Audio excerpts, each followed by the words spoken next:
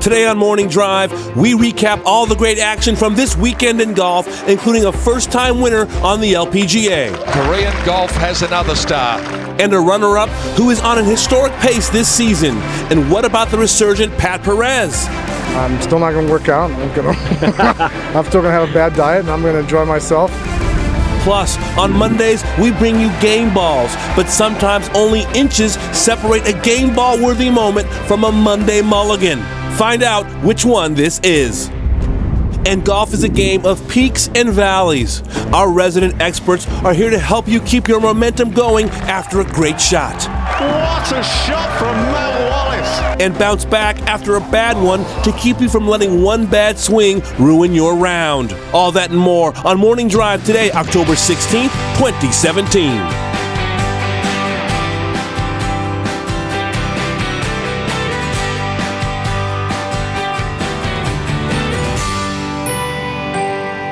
And a happy Monday morning to you, Damon Hack, alongside a PGA Tour and Robert Dameron, Golf Channel Academy lead coach Travis Fulton. That's why it says Golf Academy right here under his left shoulder. Good morning, guys. How was your weekend? Is that why that's there? That's My why weekend was good. I actually got to play a little golf, first time in forever. You thinking about Champions Tour, PGA Tour Champions? Well, I'm thinking about Langer's too tough. He'll be 70 by the time I'm ready and still going strong, I'm sure. You'll still be winning Charles Schwab Cup titles morning. How you been, bud? I'm good. It's good to be back. It's been a while. 5 weeks, new PGA Tour season, but enjoying life. It's a nice time of year to get out, the fall weather. We're going to get a little break here coming up tomorrow in Orlando. Nice. I'm excited about it. Speaking of new, we have another pebble, a morsel, a breadcrumb from the 14-time major champ. Look at this video. Tiger Woods red shirt Sunday, and people started fainting all over the world. Look at this, Travis. You like this golf swing? Well, this is a good sign. I'm not going to critique the swing. Tiger's just getting back at it, but you've got to love this, right? Not only is he swinging, but he's hitting the driver. And he's got some speed behind it with the red shirt. So clearly, Robert, he's feeling pretty good about things. Yeah, some speed, not full speed. But if he didn't feel good about it, he would not be putting it out on social media. So, yeah, it's a good thing to see. But I mean, we've got so far to go to see if this one swing translates to teeing it up in a PGA Tour event, winning a PGA Tour event. I mean, that's downstream. I like it, right? This is a good sign to see Tiger swing. We're going to see him here this season coming up. Or next year, count. You get it. December, Bahamas. Well, you'll break down that swing in a little bit. Right now, we're going to talk about one of Tiger's childhood rivals. Yeah, that's what's happening now. Pat Perez, his third victory on the PGA Tour came Sunday morning, Malaysia. The CIMB Classic. He's won twice now since that March 2016 shoulder surgery. Moves up to number 20 in the world. And I tell you what, Robert, let's go back to Sunday in Malaysia because it's quite a final round for Pat Perez. This is Pat here on the second hole. His approach. And look at that pin. It's stuck so far over on the left. It looks like it's in the water almost, but Pat hitting the smart shot out to the right, using the slope.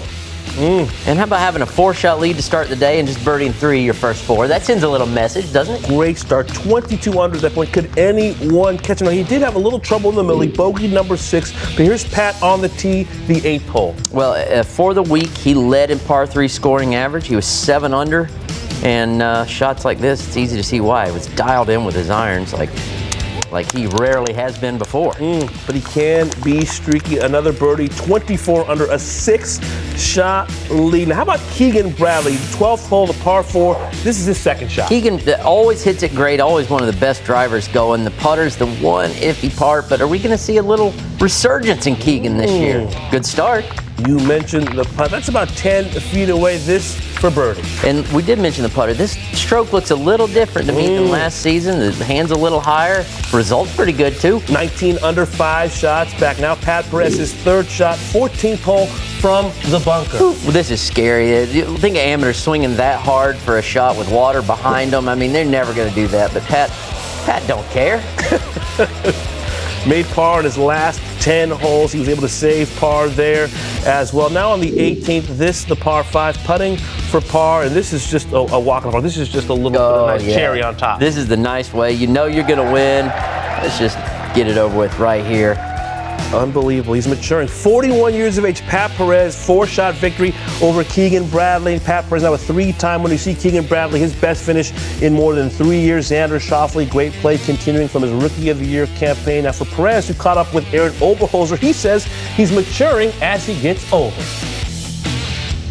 I'm such a different person than I was 17 years ago, and even like 5 years ago. So I'm learning how to play the game. I'm learning how to play my own game, stay within myself, that kind of stuff. And it's like you said, I'm a late bloomer. Well, I was going to say, now with that late blooming at 41, how do you reset your goals now that you've really found, in my opinion, who the real Pat Perez is? Yeah, I'm not going to change anything. I'm still not going to work out. I'm still going to have a bad diet, and I'm going to enjoy myself. And I got my group of friends and that kind of stuff, and I'm really going to change anything. I'm going to work hard, and I'm just taking it a day at a time. I really am. That's all I'm doing. I'm not getting ahead of myself. I don't look in the past. I'm just kind of, doing it. Pat Perez, always a great quote, sometimes to his detriment. But what about the golf swing, Travis?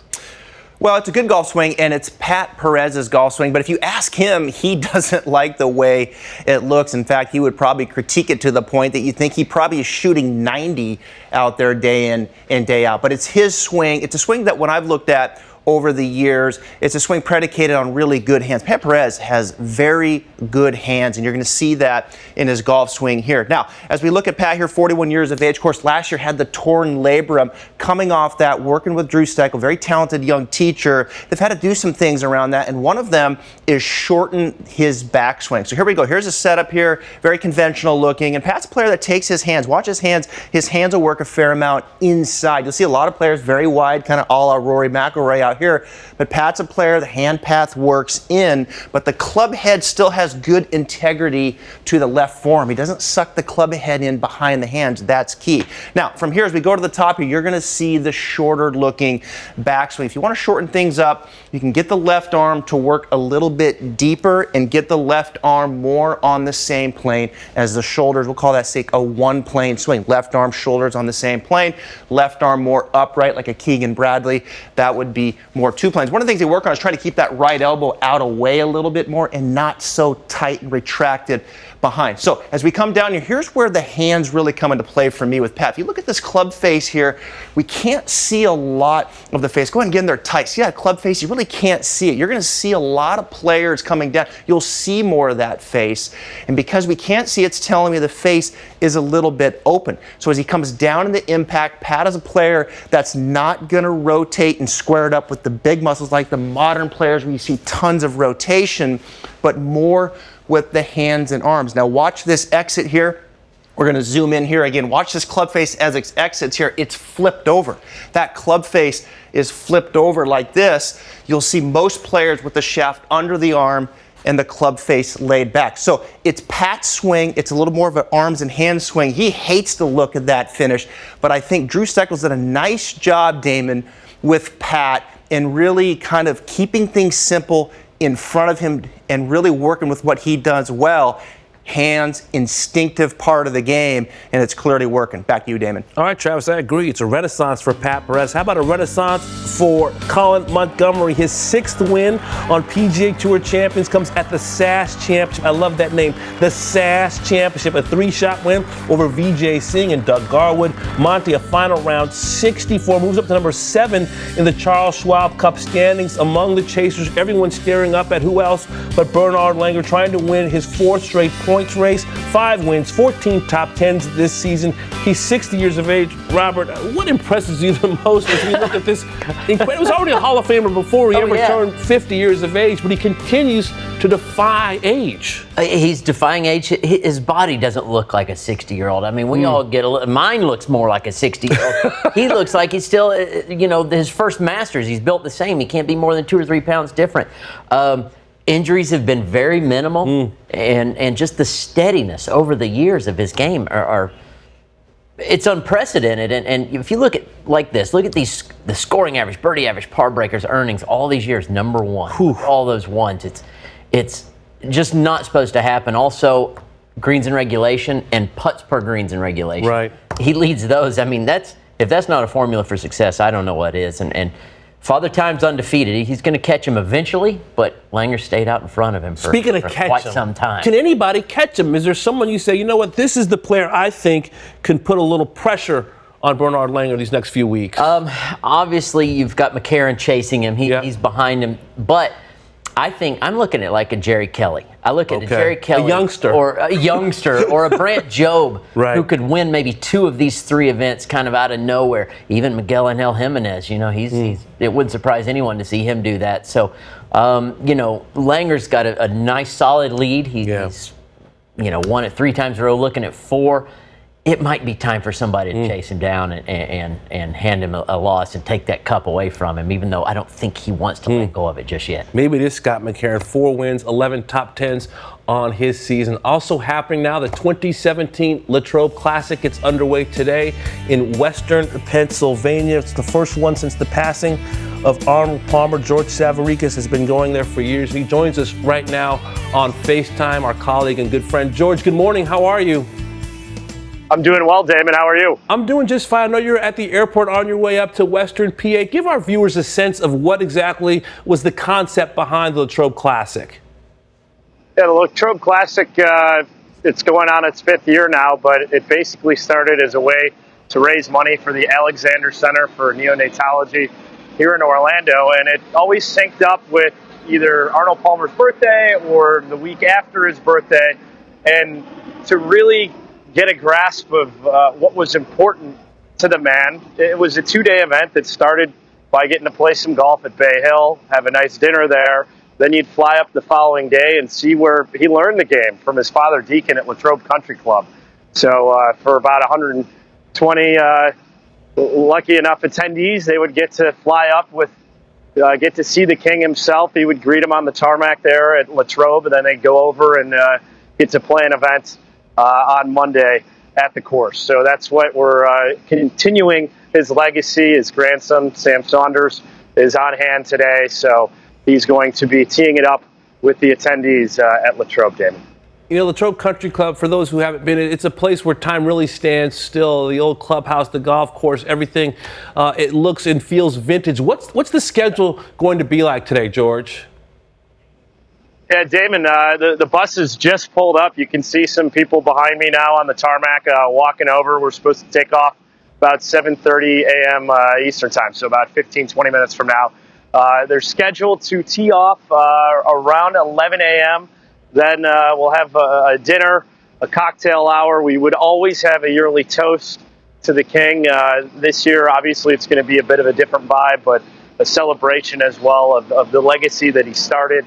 An event that's continuing on in his name. And then quick trip. It's a little day trip. We fly back to Orlando later on Monday. So it's a jam-packed day, but it's going to be an absolute blast.